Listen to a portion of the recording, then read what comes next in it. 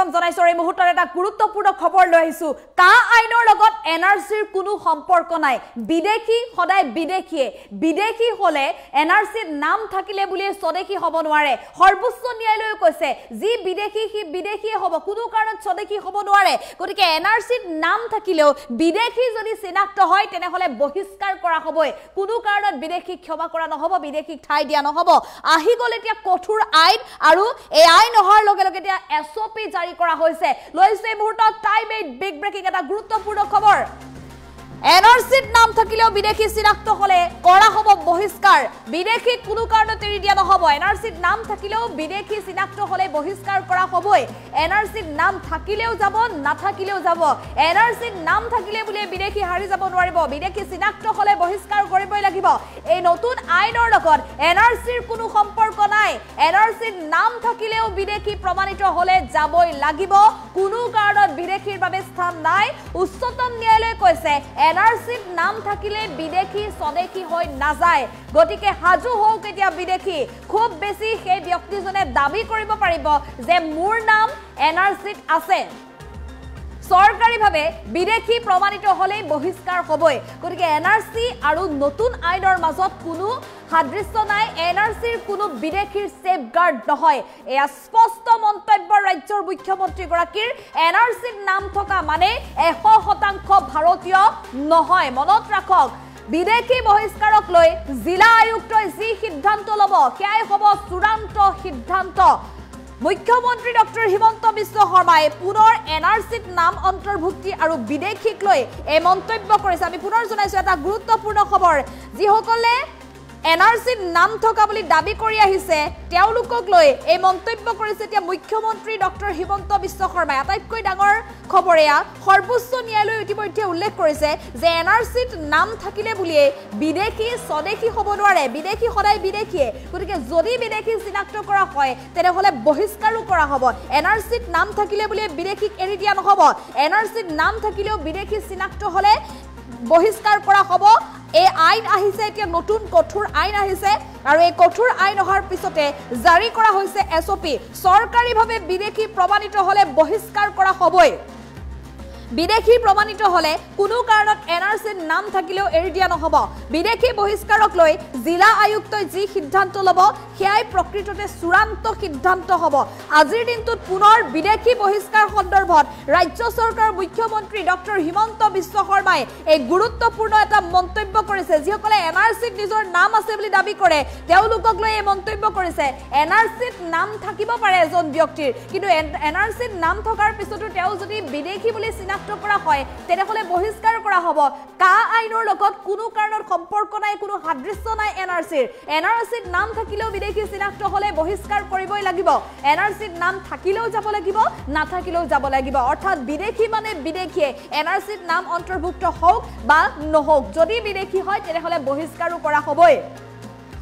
কা আইনৰ সৈতে এনআৰসিৰ কোনো সম্পৰ্ক নাই এই স্পষ্ট মন্তব্য কৰিছে মুখ্যমন্ত্ৰী গৰাকীয়ে এনআৰসিৰ নাম থাকিলেও বিদেশী প্ৰমাণিত হলে দেশ এৰি যাবই লাগিব বিদেশীৰ বাবে কোনো কাৰণত ভাৰতৰ ভূমিত স্থান নাই উচ্চতম ন্যায়ালয়ে কৈছে এনআৰসিৰ নাম থাকিলে বিদেশী স্বদেশী হৈ নাযায় গতিকে সৰ্বোচ্চ ন্যায়ালয়ে এনআৰসিক লৈ বিদেশীক লৈ ইতিমধ্যে গুৰুত্বপূৰ্ণ মন্তব্য আগবঢ়াই থৈছে গতিকে বিদেশীয়ে এনআৰসিৰ গয়না লৈ কোনো কাৰণত সুযোগ ল'ব নোৱাৰিব স্বদেশী বুলি বিদেশীয়ে দাবী কৰিব নোৱাৰিব এনআৰসিৰ নাম অন্তৰ্ভুক্ত কৰিলে বুলি বিদেশীয়ে স্বদেশী বুলি দাবী কৰি লাভ নাই উচ্চতম ন্যায়ালয়ে ইতিমধ্যে এই কথা স্পষ্ট কৰি থৈছে গতিকে খুব বেছি এজন ব্যক্তিয়ে এনআৰসিত নাম আছে বুলি দাবী কৰিব পাৰিব কিন্তু তেওঁ বিদেশী যদি হয় তেনেহলে তেওঁ স্বদেশী বুলি দাবী কৰি কোনো লাভ নহব সৰকাৰীভাৱে যদি তেওঁ বিদেশী বুলি প্ৰমাণিত কৰি থৈছে তেনেহলে বহিষ্কাৰো কৰা হ'ব তেওঁ দেশৰ পৰা গতিকে এনআৰসি কোনো বিদেশীৰ কাৰণে সেফগাৰ্ড নহয় কোনো বিদেশীক ৰক্ষণাবেক্ষণ নিদিয়ে এনআৰসিয়ে গতিকে এনআৰসিৰ নাম থকা মানে 100% ভাৰতীয় নহয়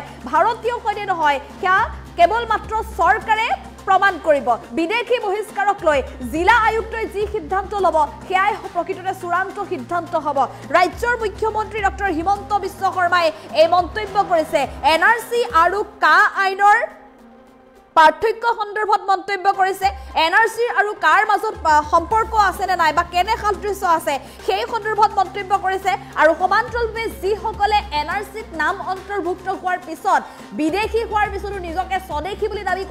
দাবী কৰিব বিচাৰিছে গতিকে সেই সকল লোকক লৈ এতিয়া ৰাজ্যৰ মুখ্যমন্ত্ৰী ডক্টৰ হিমন্ত বিশ্ব শৰ্মাই ডাঙৰ মন্তব্য কৰিছে এতিয়া নতুন আইন আহিছে গতিকে এই আইন কঠোৰ আইন আৰু এই আইন অহাৰ লগে লগে এতিয়া নতুনকৈ এছঅপি জাৰি কৰা হৈছে গতিকে এই এছঅপি অনুসৰি কোনো কাৰণত বিদেশীৰ বাবে স্থান নাই ভাৰতৰ ভূমিত বিদেশীক কোনো কাৰণত স্থান দিয়া নহব গতিকে এনে অৱস্থাত কোনো কাৰণত বিদেশী নিজকে স্বদেশী বুলি দাবী কৰিব নোৱাৰিব এনআৰসিত নাম অন্তৰ্ভুক্ত আছে বুলিয়ে এগৰাকী বিদেশীয়ে স্বদেশী বুলি দাবী কৰিব নোৱাৰিব সেইজন ব্যক্তিয়ে মাত্ৰ দাবী কৰিব পাৰিব যে তেওঁৰ এনআৰসিত নাম অন্তৰ্ভুক্ত আছে তেওঁ প্ৰয়োজনীয় সকলো নথিপত্ৰ দিছিলে তেওঁ পৰিয়ালৰ নাম অন্তৰ্ভুক্ত আছে মাত্ৰ ইমানেই তেওঁ দাবী কৰিব পাৰিব কিন্তু নিজকে স্বদেশী হিচাপে দাবী কৰিব নোৱাৰিব যদি চৰকাৰীভাৱে তেওঁক বিদেশী বুলি চিনাক্ত কৰি থোৱা হৈছে তেনেহ'লে তেওঁ বিদেশী হ'ব গতিকে বিদেশী মানে বিতৰণ হ'বই ৰাজ্যত বিদেশী বিতৰণ প্ৰক্ৰিয়া চলি আছে সমগ্ৰ দেশত চলি আছে বিদেশী বিতৰণ প্ৰক্ৰিয়া দেশৰ গৃহমন্ত্ৰী অমিত শাহৰ নিৰ্দেশত বিতৰণ প্ৰক্ৰিয়া চলি আছে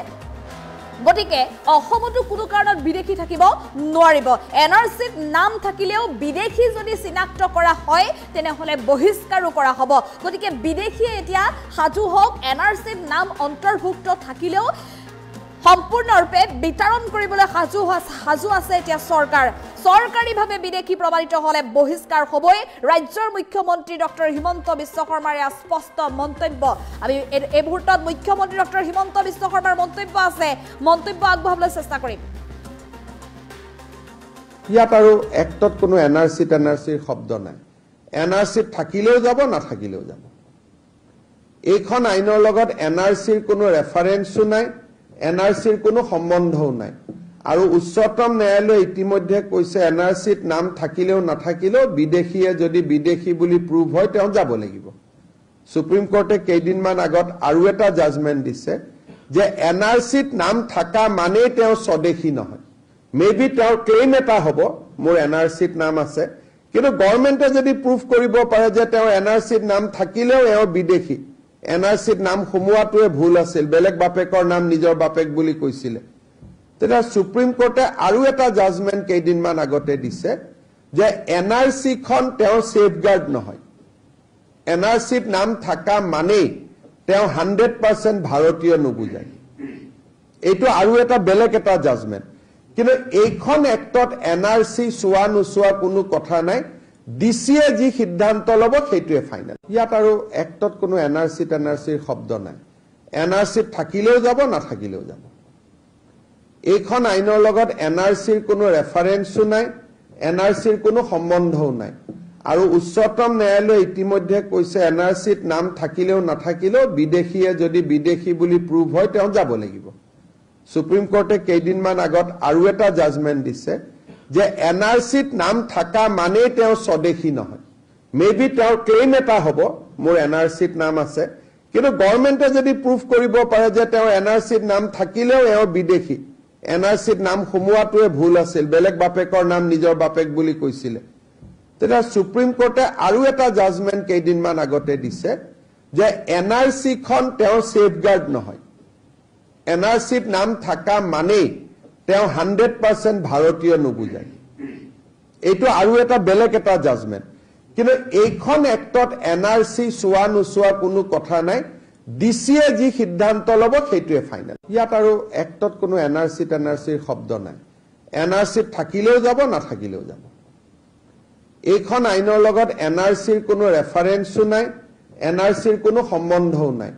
আৰু উচ্চতম ন্যায়ালয়ে ইতিমধ্যে কৈছে এনআৰসিত নাম থাকিলেও নাথাকিলেও বিদেশীয়ে যদি বিদেশী বুলি প্ৰুভ হয় তেওঁ যাব লাগিব সুপ্ৰিম কোৰ্টে কেইদিনমান আগত আৰু এটা জাজমেন্ট দিছে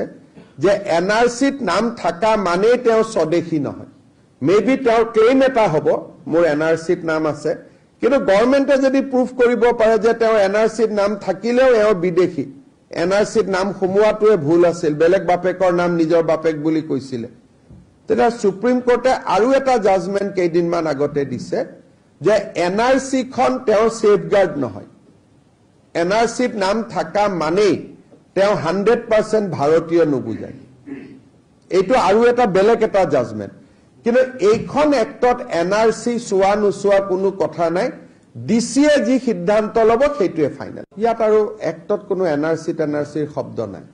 এনআৰচিত থাকিলেও যাব নাথাকিলেও যাব এইখন আইনৰ লগত এনআৰচিৰ কোনো ৰেফাৰেন্সো নাই এনআৰচিৰ কোনো সম্বন্ধও নাই আৰু উচ্চতম ন্যায়ালয়ে ইতিমধ্যে কৈছে এনআৰচিত নাম থাকিলেও নাথাকিলেও বিদেশীয়ে যদি বিদেশী বুলি প্ৰুভ হয় তেওঁ যাব লাগিব সুপ্ৰিম কোৰ্টে কেইদিনমান আগত আৰু এটা জাজমেন্ট দিছে যে এনআৰচিত নাম থাকা মানে তেওঁ স্বদেশী নহয় মেবি তেওঁৰ ক্লেইম এটা হ'ব মোৰ এনআৰচিত নাম আছে কিন্তু গভৰ্ণমেণ্টে যদি প্ৰুভ কৰিব পাৰে যে তেওঁ এনআৰচিত নাম থাকিলেও এওঁ বিদেশী এনআৰচিত নাম সোমোৱাটোৱে ভুল আছিল বেলেগ বাপেকৰ নাম নিজৰ বাপেক বুলি কৈছিলে তেতিয়া সুপ্ৰিম কোৰ্টে আৰু এটা জাজমেন্ট কেইদিনমান আগতে দিছে যে এনআৰচিখন তেওঁৰ সেফগাৰ্ড নহয় এনআৰচিত নাম থাকা মানে তেওঁ 100% ভাৰতীয় নুবুজায় এইটো আৰু এটা বেলেগ এটা জাজমেন্ট কিন্তু এইখন এক্টত এনআৰচি চোৱা নোচোৱা কোনো কথা নাই ডিচিয়ে যি সিদ্ধান্ত ল'ব সেইটোৱে ফাইনেল ইয়াত আৰু এক্টত কোনো এনআৰচিৰ শব্দ নাই এনআৰচিত থাকিলেও যাব নাথাকিলেও যাব এইখন আইনৰ লগত এনআৰচিৰ কোনো ৰেফাৰেন্সো নাই এনআৰচিৰ কোনো সম্বন্ধও নাই আৰু উচ্চতম ন্যায়ালয়ে ইতিমধ্যে কৈছে এনআৰচিত নাম থাকিলেও নাথাকিলেও বিদেশীয়ে যদি বিদেশী বুলি প্ৰুভ হয় তেওঁ যাব লাগিব সুপ্ৰিম কোৰ্টে কেইদিনমান আগত আৰু এটা জাজমেন্ট দিছে যে এনআৰচিত নাম থাকা মানে তেওঁ স্বদেশী নহয় মেবি তেওঁৰ ক্লেইম এটা হ'ব মোৰ এনআৰচিত নাম আছে কিন্তু গভৰ্ণমেণ্টে যদি প্ৰুভ কৰিব পাৰে যে তেওঁ এনআৰচিত নাম থাকিলেও এওঁ বিদেশী এনআৰচিত নাম সোমোৱাটোৱে ভুল আছিল বেলেগ বাপেকৰ নাম নিজৰ বাপেক বুলি কৈছিলে তেতিয়া সুপ্ৰিম কোৰ্টে আৰু এটা জাজমেন্ট কেইদিনমান আগতে দিছে যে এনআৰচিখন তেওঁৰ সেফগাৰ্ড নহয় এনআৰচিত নাম থাকা মানে তেওঁ 100% ভাৰতীয় নুবুজায় এইটো আৰু এটা বেলেগ এটা জাজমেন্ট কিন্তু এইখন এক্টত এনআৰচি চোৱা নোচোৱা কোনো কথা নাই ডিচিয়ে যি সিদ্ধান্ত ল'ব সেইটোৱে ফাইনেল ইয়াত আৰু এক্টত কোনো এনআৰচিৰ শব্দ নাই এনআৰচিত থাকিলেও যাব নাথাকিলেও যাব এইখন আইনৰ লগত এনআৰচিৰ কোনো ৰেফাৰেন্সো নাই এনআৰচিৰ কোনো সম্বন্ধও নাই আৰু উচ্চতম ন্যায়ালয়ে ইতিমধ্যে কৈছে এনআৰচিত নাম থাকিলেও নাথাকিলেও বিদেশীয়ে যদি বিদেশী বুলি প্ৰুভ হয় তেওঁ যাব লাগিব সুপ্ৰিম কোৰ্টে কেইদিনমান আগত আৰু এটা জাজমেন্ট দিছে যে এনআৰচিত নাম থাকা মানে তেওঁ স্বদেশী নহয় মেবি তেওঁৰ ক্লেইম এটা হ'ব মোৰ এনআৰচিত নাম আছে কিন্তু গভৰ্ণমেণ্টে যদি প্ৰুভ কৰিব পাৰে যে তেওঁ এনআৰচিত নাম থাকিলেও এওঁ বিদেশী এনআৰচিত নাম সোমোৱাটোৱে ভুল আছিল বেলেগ বাপেকৰ নাম নিজৰ বাপেক বুলি কৈছিলে তেতিয়া সুপ্ৰিম কোৰ্ট